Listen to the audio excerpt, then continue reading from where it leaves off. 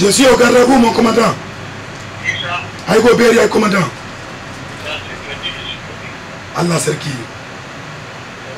Boss, tout va bien, Wallahi. Donc les habits sont prêts, je ne sais pas comment on va faire. Le soir, je les amène à la maison ou au bureau. Au bureau ou à la maison? Ok, boss, à quelle heure?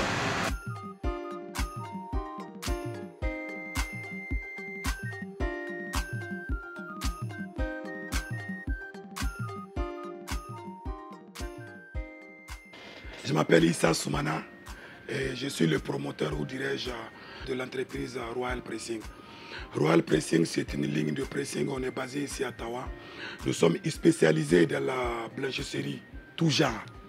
Nous offrons comme service la collecte et livraison à domicile, le service express, le retouchage, l'amidonnage pour recycler et donner plus d'éclat aux habits. Nous offrons aussi de la teinture. J'ai commencé l'activité du pressing depuis mon jeune âge. En 2005, j'ai connu quelques patrons et patronnes.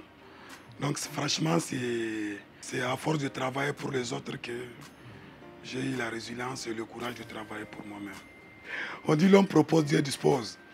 En réalité, j'ai toujours été un homme de culture, ça beaucoup le savent. C'est dans le pressing, c'est dans le domaine du pressing que j'ai plus d'expérience. Bon, tout ça, c'était pas au sérieux. Franchement, je travaillais, on me donnait des salaires. À la fin du mois, le seul moment vivant, c'est quand je répète avec des jeunes ou quand je suis sur la scène là, en train d'animer.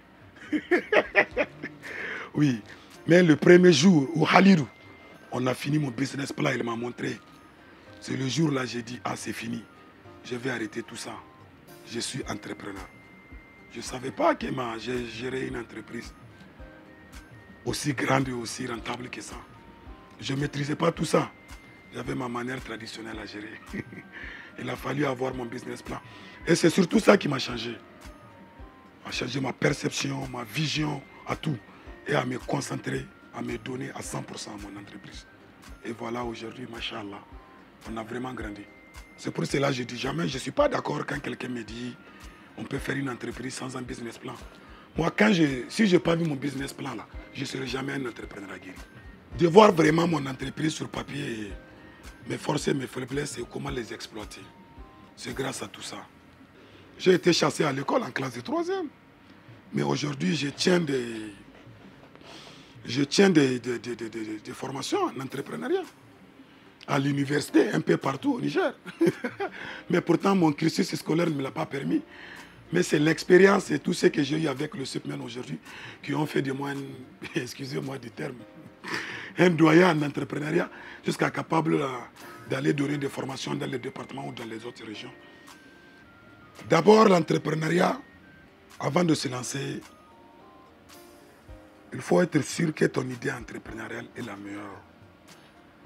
Il faut être sûr que ton idée là est déjà une solution à un problème qui est déjà là. Le premier conseil est de faire tout pour avoir la meilleure idée entrepreneuriale et d'être sûr. Quand tu as la meilleure idée, c'est que tu es sûr que ça va marcher. C'est un besoin qui est déjà là. Deuxième, il faut vraiment être déterminé.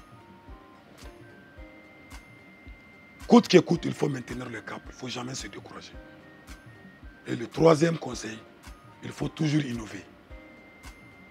L'idée, détermination et innovation. Et le quatrième point, c'est réellement, avant d'entreprendre, il faut toujours aller dans un centre incubateur pour se cultiver, pour se former avant de se lancer. Franchement, on ne peut pas entreprendre sans formation. Je fais plusieurs années en train de faire le pressing, mais je t'assure, l'année où j'ai connu plus de succès, c'est quand j'ai rencontré le SUPMEN et le projet IDE.